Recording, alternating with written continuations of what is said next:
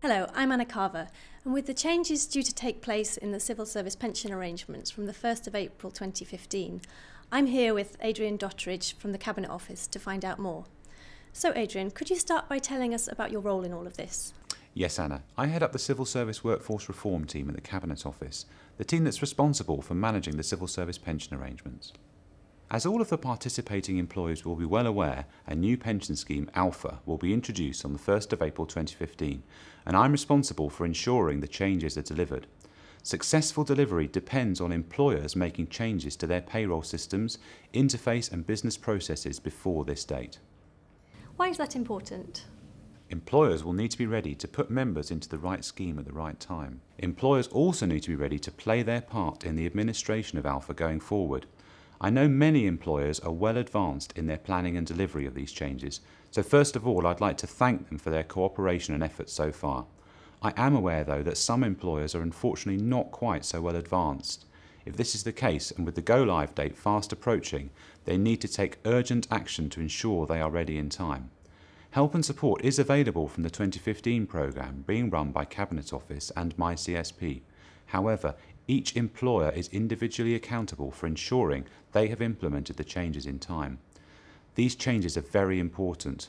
Where their payroll or HR services are outsourced, employers must take responsibility for managing their supplier. They must maintain tight control over any changes and assure themselves that their supplier has plans to deliver in time. What if employers can't deliver? Introducing Alpha is required by law, so employers must meet the 1st of April 2015 go-live date.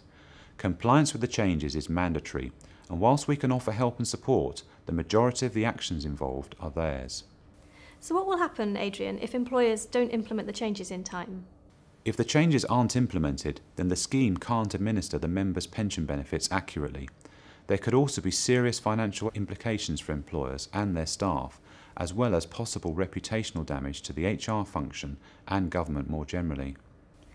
And what are the key areas that employers need to understand? There are three key areas which employers need to make sure are in hand. Firstly, their responsibilities for determining eligibility and enrolling members into the right scheme at the right time. Secondly, the importance of collecting public service pension scheme history information from members who have joined employment since March 2007. And finally, how these two hang together for migration planning and putting their employees into Alpha. What do the employers need to do, Adrian, to determine which scheme to move a member into? At Employer Pension Notice 383, we provided employers with a detailed guide on eligibility and enrolment. It's essential that employers read the guide and accompanying flowcharts carefully to understand each of the elements of eligibility and apply them correctly so that they put their employees into the right scheme at the right time. The importance of this approach applies equally to considering what to do with new employees as it does migration of existing employees from the 1st of April 2015, although the emphasis for today's discussion is on ensuring they have everything ready for the initial migration. In order to assess which scheme the member is enrolled into and at what time, employers must understand two key checks. These are the normal pension age or NPA check, known as the age check, and the presence checks. Knowing an employee's NPA is important in checking whether an employee will join Alpha. NPA is the earliest date that a member can claim payment of their full pension, and for the majority of members their NPA will be 60 if they are in Classic, Classic Plus and Premium. Some members will, however, have a personal NPA, which might be as a result of their job being transferred into the civil service from another public service pension scheme. So where a member has a personal NPA, that is the age used to determine eligibility for Alpha. If a member meets the age check, then the presence check must also be considered to understand if and when the member moves into Alpha. For the presence check, employers must determine whether a member was active in the civil service or another public service pension scheme on the 31st of March 2012, even if they were working for another public service employer.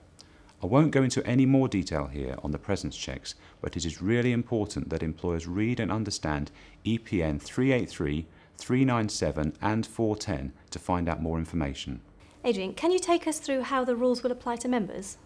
Yes, existing staff will fall into three main categories: those who are fully protected, those in the tapered enrolment group, and those who will be immediately enrolled.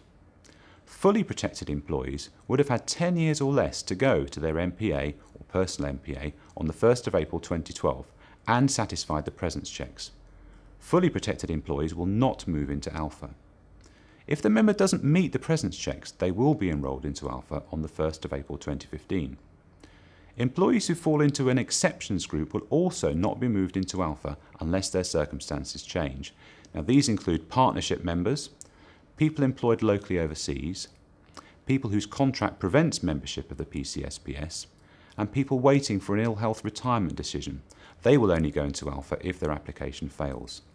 Tapered enrolment employees would have had more than 10 but less than 13.5 years to go to their MPA or personal MPA as at the 1st of April 2012 and satisfied the presence checks.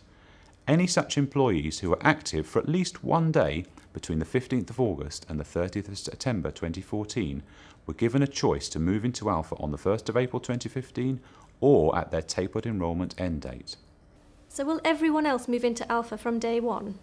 Yes, Anna, all remaining employees who are 13.5 years or more from their MPA or personal MPA on the 1st of April 2012 or who fail the presence checks will be moved into Alpha on the 1st of April 2015, and this will be the majority of existing scheme members. Employers must be careful. Age and presence are equally important in determining which scheme a member should be in. Employers must ensure they fully understand these rules in the guidance. You mentioned that another key point was public service pension history, and we'll come on to that in a second. But before we do, how does that hang together with the eligibility rules? At EPN 410, we provided employers with a detailed guide on migration. Employers need to use these rules with the public service pension history to correctly migrate employees to the correct scheme from the 1st of April 2015. For migration, they will need to do several things. Firstly, they'll need to identify fully protected employees who aren't eligible to be enrolled into Alpha. They'll also need to identify exception group members who aren't eligible to be enrolled into Alpha either, unless their circumstances change. They'll also need to manage the tapered enrolment process by moving employees into Alpha on the 1st of April or at their tapered enrolment end date. And finally, they'll need to identify those members who will enrol into Alpha on the 1st of April 2015. Now, going back to the tapered enrolment group, the programme will inform employers of the outcome of the options exercise, letting them know which members will be enrolled into Alpha on the 1st of April 2015 and which members will be enrolled into Alpha on their tapered enrolment end date. Employers can use this to inform their migration plans. However, they should not treat this information as final, as some members, such as recent joiners, may be missing. Employers also need to remember that migration does not end on the 1st of April. They will need to move people in the tapered enrolment group into Alpha every 2 months until February 2022. Now, we won't prompt employers to move members into Alpha, as this is an employer responsibility. Employers should refer to EPN 410 for the detailed rules on migration. Maybe we can turn to the detail of the public service pension history. This is a new requirement for employers, isn't it? Yes, this is new and very important information that the scheme needs about an employee's previous history. So don't the employers already hold this information? No. As employers will know, this is the first time that public service pension scheme history has been needed, and my CSP hasn't therefore held this information historically. It's important for 3 very good reasons. Firstly, employers will need to determine the correct pension scheme to enrol an employee into. Secondly, during the process where employers decide whether a member is fully protected, they will need to determine whether a break in membership was qualifying or disqualifying. Finally, for my CSP, employers will need to provide the results of the public service pension history exercise, as it may affect the calculation of a member's pension benefits when they retire because of the final salary link. What might be the consequences for employers if they don't collect the public service pension history? Not having the public service pension scheme membership history could result in incorrect pension benefits being awarded to the member, and lots of work for employers in unpicking records so that they can be corrected. Before we finish, would you like to remind us of the key messages from today? Yes, so to recap, Alpha must go live from the 1st of April this year, and there's no scope to move or delay the changes as they are required by law, so employers must deliver on time. Employers have key responsibilities to collect information and make changes to their systems and processes before the 1st of April this year. They'll also need to ensure their payroll supplier delivers all the changes in order to meet the deadline. And finally, employers must put members into the right scheme at the right time. And if employers need any support? then they should contact the employer engagement leads for the programme. Adrian Dottridge, Head of Civil Service Workforce Reform Team, thank you very much for talking to us today. Thank you very much, Anna.